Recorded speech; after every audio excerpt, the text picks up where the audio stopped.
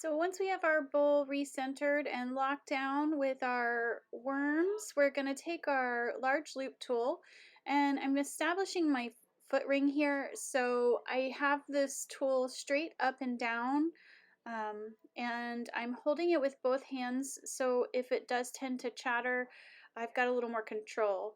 So we're setting up the circumference of our foot, and you can go as narrow or as wide as you want. Just remember, the more narrow you set your foot, the more tipsy your pot will be if you have a very wide rim. But there is beauty in those forms.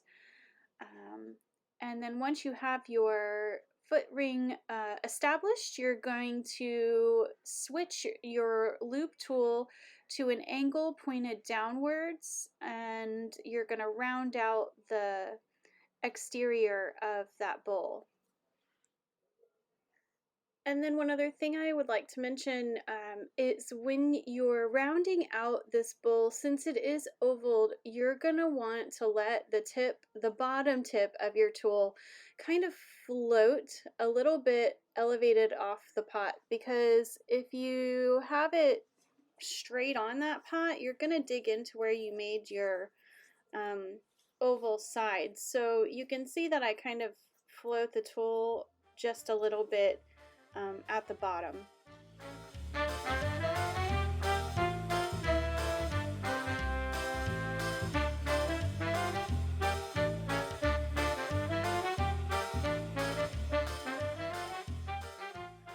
Okay, and then the next thing I'm going to do is come up underneath the foot that I've trimmed here. It's established, and I'm going to give this a soft curve with the large side of my loop tool. And I tip the tool away from the center of the pot just a little bit so that that foot is angled outward instead of straight up and down.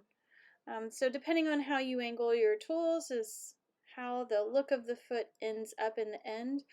And then what I'll do is come through and bevel the edge of this pot on the very outside, and then we'll start addressing the middle.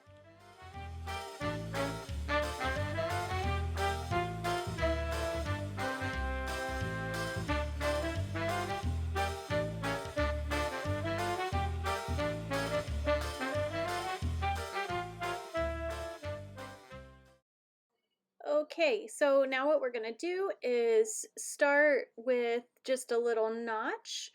Usually we'll go about 1/4 of an inch or so in from the outside of the foot, and then we're going to kind of scoop out the middle part.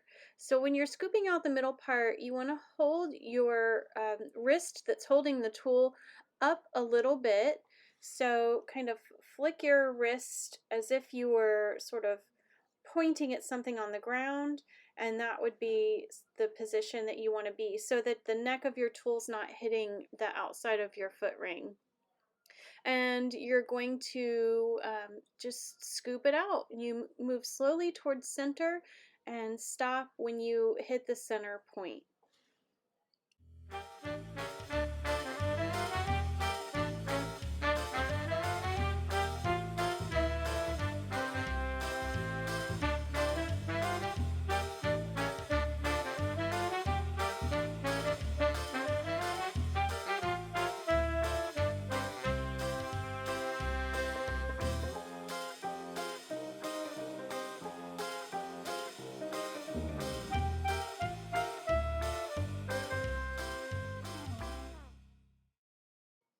Also, make sure you're coming periodically, you're coming in and pushing on your pot and kind of tapping at it just to see if you're getting thin.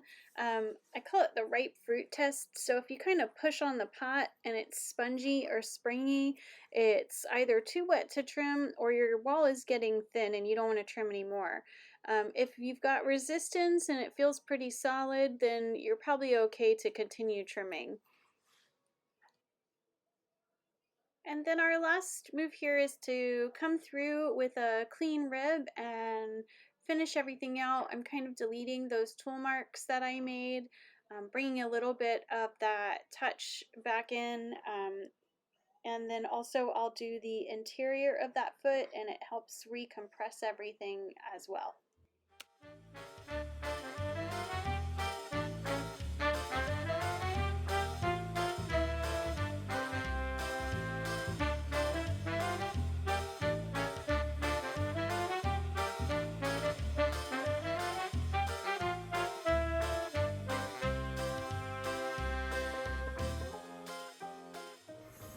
So we're doing thrown handles here on this basket form, maybe.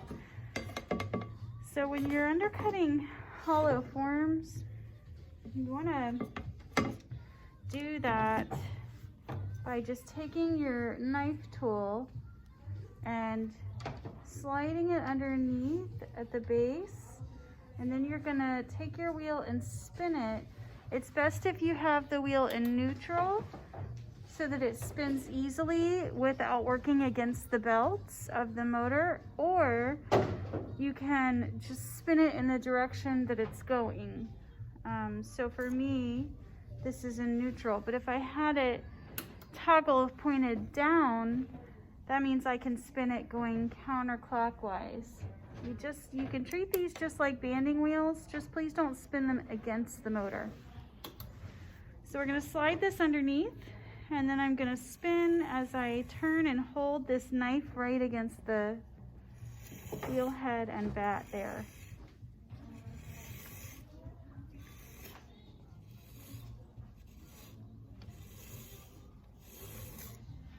And it should come up pretty easy. I should also mention that this is not super wet, but it's still a little flexible. Okay, I am going to eyeball how wide I need this.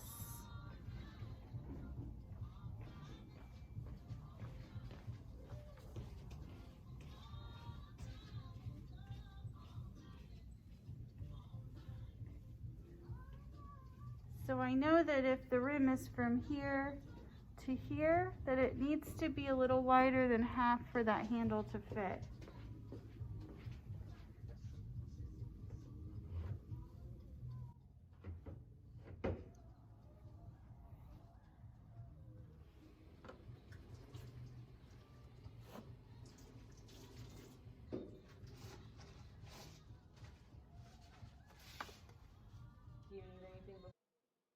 And then just cut straight down. Leave a little bit extra. So cut larger than what you think you're going to need. It's always easier to take away, but once it's cut, you can't add it back without a lot of extra work.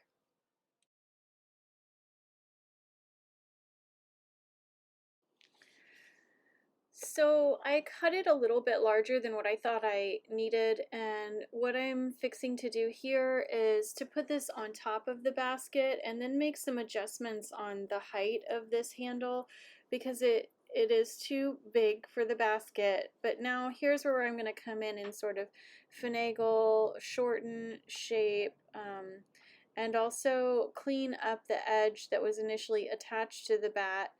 I also intend on cutting a little bit of shape into the top where it narrows toward the top and it gets wider toward the base of the bowl. And then the other tip I want to give you when you're cutting for the shape of the top, if you choose to do that, use the first part of what you cut as the template for cutting the other half of the handle.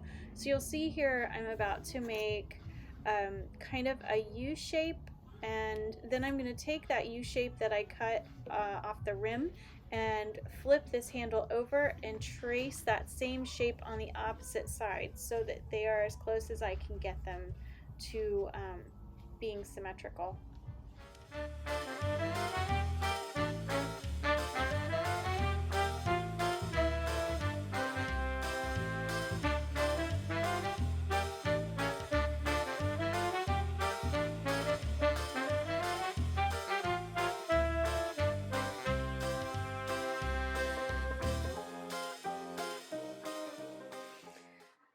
Okay, now I'm decided to cut a little bit more of this away because I want it to be a little bit shallower on this basket form.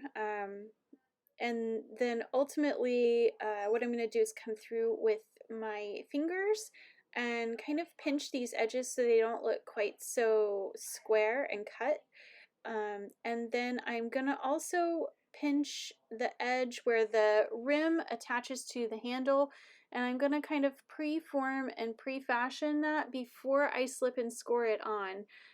I'm not blending it in just yet because I have to be able to pull it on to score it or it won't stay together in the firing. So that's important to note. When I'm putting handles on pots or cups, um, baskets or anything, I pre-mold the clay to whatever it is I'm attaching it to so that the transition between the two things is a little bit more seamless. So once I'm happy with this and I've got the shape that I'm looking for, I'm gonna pull it off, slip and score it, put it back on, and then really work on blending those edges together and down, and we'll show you that in a second.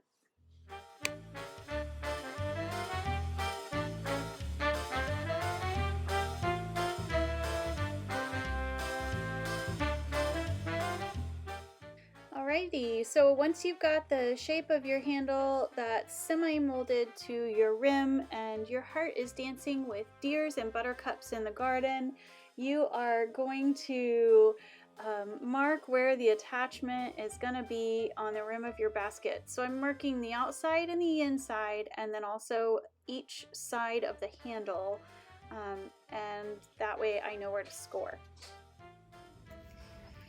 Alrighty kids, so once you are ready, we are going to score this handle on with your scoring implement of choice being serrated rib or homemade scratchy tool or a porcupine quill needle scratchy tool.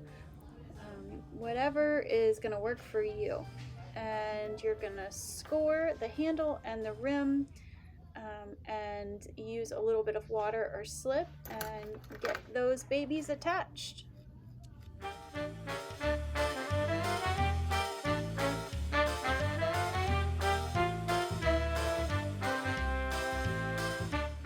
And then what you see me doing here is kind of doing a small little seam reinforcement with a little thin coil, and also I'm taking a little bit of like football shape kind of clay and sticking it where the handle meets the rim.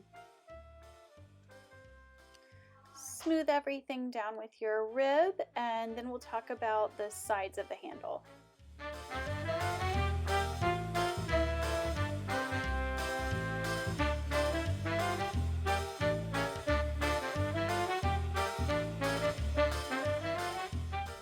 And then one other refining tool I have here is an old AMC movie card that I've cut this little U shape in. And I use that sometimes on the rims of things I've altered or cut, and it rounds out the edge. I learned this little trick from Chandra Debuse. She does a lot of alteration in her work, and this is actually a tool that she uses. So there you go, a little workshop tip that I got from her. And we'll just work on getting this handle smooth and blended in.